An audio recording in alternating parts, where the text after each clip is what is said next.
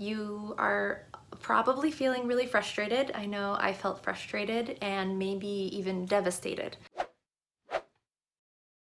Hey everyone, thank you so much for watching today. Today's video is going to be about if you had to postpone your wedding in 2020 and everything was planned out, and now what the heck are you supposed to do in the meantime? I'm going to give you five practical suggestions for what you can do, fun and practical suggestions for what you can do while you're waiting between now and your wedding to kind of like keep the excitement up and to cover your bases and take care of yourself in this time of frustration, to say the least. I do want to say, everybody, that you don't have to do all of these things. You can just take one or two of my suggestions and run with them. Doing all of them are not going to work for everybody, but hopefully you can get something out of this. I want to say thank you to subscriber Sam for recommending this topic. I'm not really sure if the suggestions I'm about to give are exactly what you had in mind, but I hope I can do your request justice here. I do want to say, guys, that the 5 things I'm suggesting in this video don't include like taking up a new hobby or finding a new passion. Definitely do those things if you want to, but that's not the kind of thing that's on this list. Also, if you out there have any other ideas on how to keep the excitement up for your wedding, please let us all know in the comments down below. So let's jump right into this. The first thing I will say about this is that before you can move on and start to be excited about your wedding again,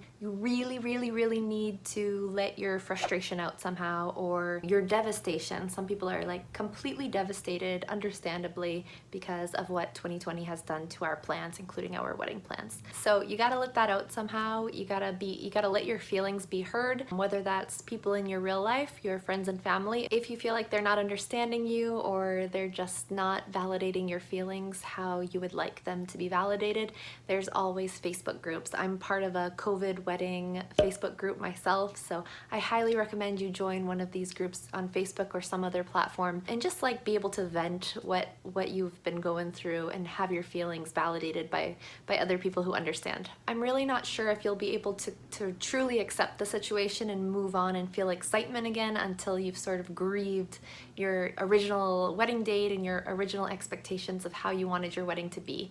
Your wedding's gonna be great, it's gonna be awesome, it's just gonna be different from what you expected. But you can't really get to that point of having a great time and looking forward to this new thing until you've grieved the old thing. So be kind to yourself, let yourself grieve and feel frustrated for a little while. Okay, so the first thing I'm gonna suggest you do is to take a break. Take a break from wedding planning, take a break from talking about your wedding, take a break from all things wedding related to the point where you're comfortable. And the reason for this is that you are probably so inundated in wedding stuff and people are asking you all the time to give them an update on the status of your wedding that you are just like in this space where wedding equals negative for you right now. And so to kind of like recalibrate, get excited again about your wedding, you're gonna have to step back and take a breath and just separate yourself from all things wedding for a little bit. So for now, just mark on your calendar like, okay, on this date, I'll start thinking about it again. But for now, we're done. And maybe even have some kind of set phrase that you can tell people, well-meaning people who are asking you about your wedding plans. Like, thank you so much for asking, but due to current world events, we are not planning our wedding at the moment. Please stay tuned.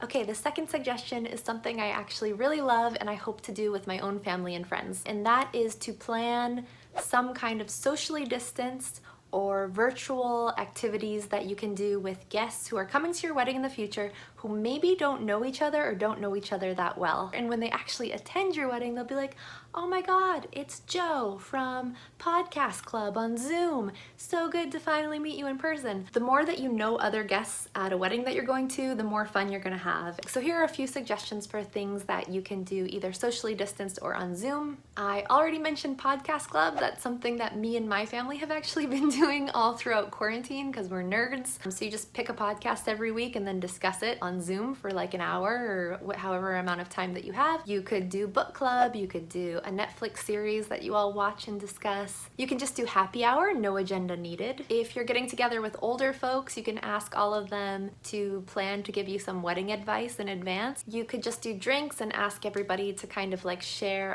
a favorite memory that they have with you or with you and your partner. You could play some kind of game like trivia or newlywed games, something cute like that over over Zoom or socially distanced. All right, the third thing you can do is write a letter to your future self to be opened on your wedding day, or write a letter to your fiance so he or she can open it on the wedding day. The idea being that you'll open up this letter on your wedding day, which is finally here, and you'll be able to look back on this more tumultuous time and be like, man, look how far we've come. So write about all the things you're feeling right now, write about what you're going through, write about your hopes and dreams for that day, and also your hopes and dreams for the future.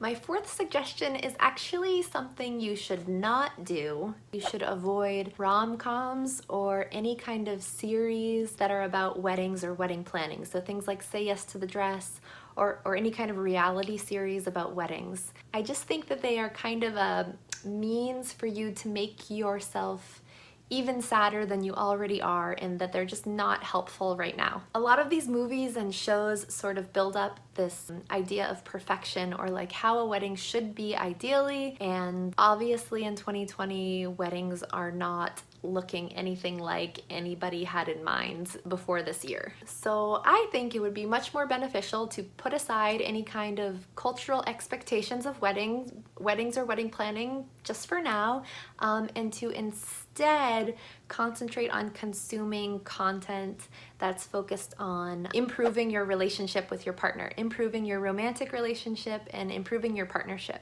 Just because you're not getting married doesn't mean you can't work on your relationship, right? Not to mention that working on your relationship or enjoying your relationship can be a whole lot more fun than planning a wedding. I personally really like anything by Esther Perel.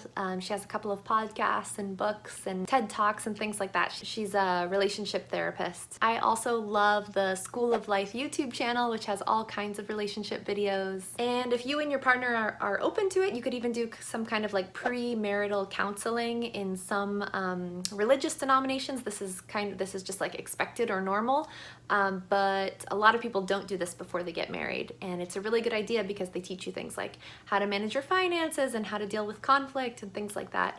So consider, now that you have all this time, possibly doing some kind of premarital counseling. Fifth thing I want to mention is kind of related to what I just said, and that is to tie up any loose ends in terms of financial or medical or legal things with you and your partner. So that means having any of those final discussions about whether or not you want to combine your finances and investments and how. If you have zero idea, if you've never talked about this before, it's a really good idea to do this kind of stuff with your partner, and maybe even meet with a financial advisor or a member of your family or a friend who knows a little bit more about this. Most marriages that end in divorce, the number one cause is because they were not able to agree on finances or discuss finances freely. So you can use this opportunity to get your finances in order. I know that's not a very fun thing. It doesn't sound very sexy or anything, but it is indeed very romantic because it will keep you guys happy and together. On that same note, you might also want to discuss the possibility of getting a prenup. I know this is very controversial,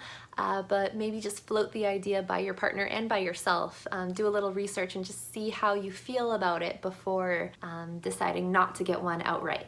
Really, the best thing you can do to get your mind off of anything is to help others, help other people. So find out what your unique talent is. You might already know what your unique talent is. Maybe it's baking, maybe it's writing, maybe it's helping people with finances or giving people wedding suggestions in Facebook groups.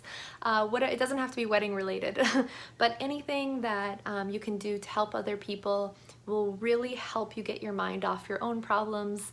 And I mean, I know that you already know this, but I think it's worth reiterating, especially these days when a lot of people are suffering. Just get out there and ask your friends, ask your family members if there's anything that you can do to help them out, make their lives a little bit easier, make their days a little bit happier. And remember that your wedding will happen. It might look a little bit different than how you planned, and it's probably gonna happen a little bit later than when you wanted, but it's gonna happen and it's gonna be beautiful. So that's it, a few practical and semi-fun things that you can do in the meantime if your wedding has been postponed. I hope this is helpful. Thank you again so much for watching, and thank you again to the lovely Sam for suggesting this topic. Have a great day.